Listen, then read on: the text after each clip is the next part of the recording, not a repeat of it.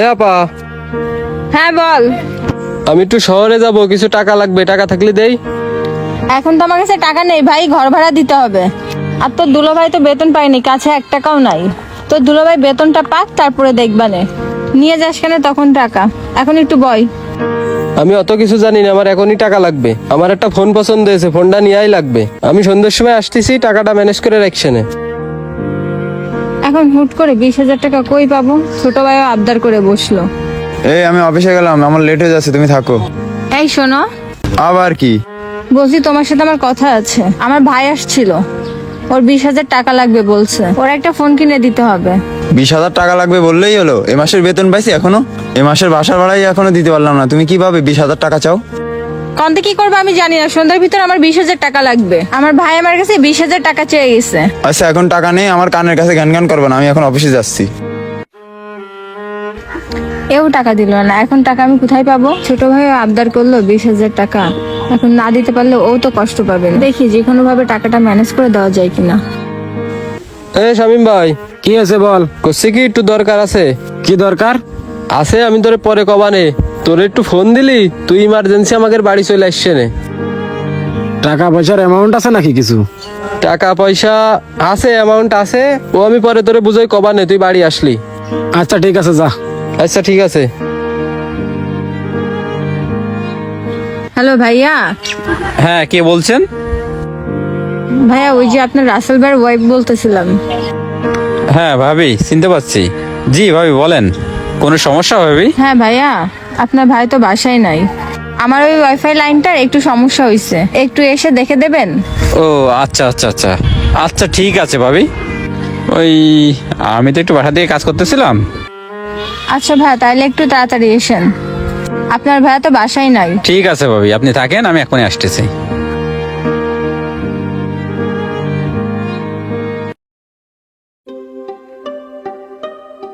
কি ব্যাপার সাদ, তুই এখানে কেন? এই যে ভাই, তুই এখানে কি করতেছিস? এই যে ভাবির ওয়াইফাই লাইনে একটু সমস্যা ছিল তো, তাই ঠিক করতে আসলাম। ওয়াইফাইতে সমস্যা আমি জানি না, আমি সারাদিন বাড়ি থাকি। আমারে কইনি, তোরে কয়েছে। এ নাটক নাটক ভাল লাগতেছ না, কি করতেছিস সত্যি কথা ক। ভাই ভাবির কাছে শুনে দেখেন, আমি ওয়াইফাই লাইনে ঠিক করতে আইছি। না ভাইয়া, আমি হচ্ছে বিছনা গুছাচ্ছিলাম, এবার পিছন থেকে দেখি চলে আসছে।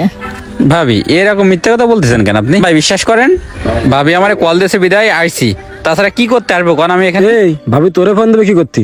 ভাবির ভাই রয়েছে, তারপরে ভাবির হাজবেন্ড কি কমবে তোর থেকে?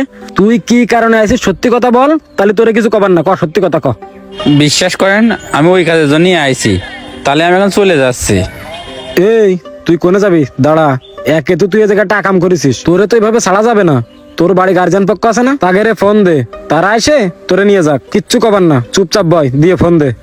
ভাই আমার বাড়ি যদি এখন ফোন দিই আর বাড়ি যদি এই সমস্ত বিষয় জানে, তাহলে মেলা সমস্যা হয়ে যাবে না ভাই। ওই কাজ করেন না, আমি চলে যাই। তুই যাওয়ার জন্য লাফাচ্ছিস কেন?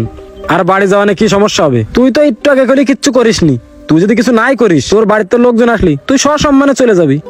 এই অত কথা শুনতে চাচ্ছি না, তুই বাড়ি ফোন দে, দিয়ে এনে আসতি ক, না হলে কিন্তু তোর ঠেঙে নলামলা কিছু থাকবেন না একদম। কি রে, কি হয়েছে? হুট করে ফোন দিয়ে ডাকলি কেন? কার কাজ শুনতেছেন? ওর কি কর কোনো মুখ আছে? যার সাথে করিস তার কাছেই শোনেন। ভাবি কন, আপনার সাথে কি করিস কন। ভাইয়া ও আগেও এমন করেছে, সম্মানের ভয়ে আমি কিছু বলি নাই। আমি হচ্ছে কাজ করতেছিলাম, হুট করে দেখি আমার রুমের ভিতরে পেছন থেকে ঢুকে গেছে। এবার পরে আমি তো লুকায়ে আমার ভাইকে একটা SMS দিয়ে ডেকে আনছি।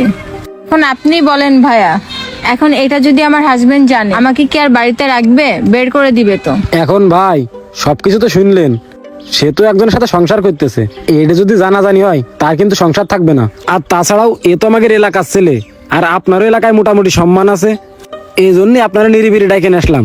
আপনি বিষয়টা কি করে মীমাংসা করা যায় সেটাই করেন। আচ্ছা শামিম, আমার ছোট ভাই তো একটা ভুল কাজ করে ফেলেছে, আর আমি তোমাকে বড় ভাই হিসেবে তোমাদের কাছে মাপ চাচ্ছি। আমার ছোট ভাইরে এবারের মতো মাফ করে দাও। মাফ করে দেন কলিই হইলো। আজকে যদি এটা আপনার বোনের সাথে হইতো, তাহলে আপনি কি করতেন? এর হৃদয়ে থাম, চিল্লে পাল্লা করিস না, লোক জানাজানি হবে না।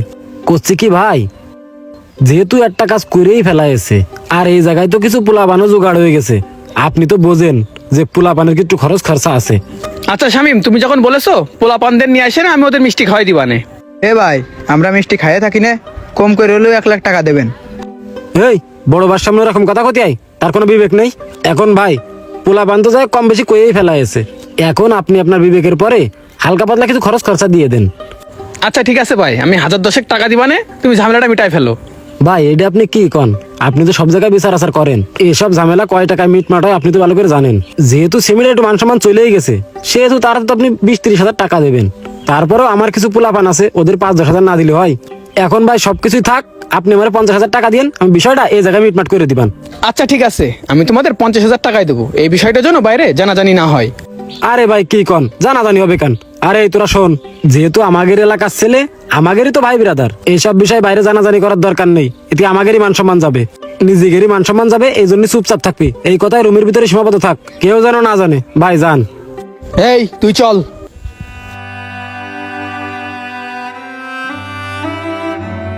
ভাবি তাহলে 50 হাজার টাকা লাইন হয়ে গেল, তাহলে হিসেব কিতাব করে আপনি 20 হাজার নিয়েন আর বাকিটা আমাকে হাতে দিয়ে দিয়েন।